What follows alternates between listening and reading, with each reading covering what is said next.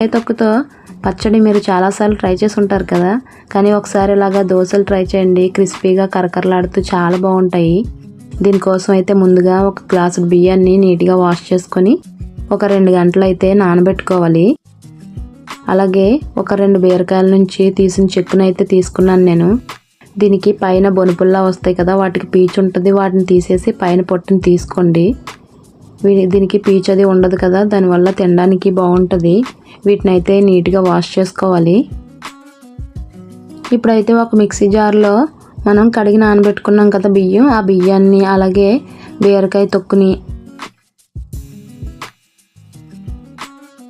ఒక 5-6 పచ్చిమిర్చి అలాగే 2 ఇంచుల అల్లము.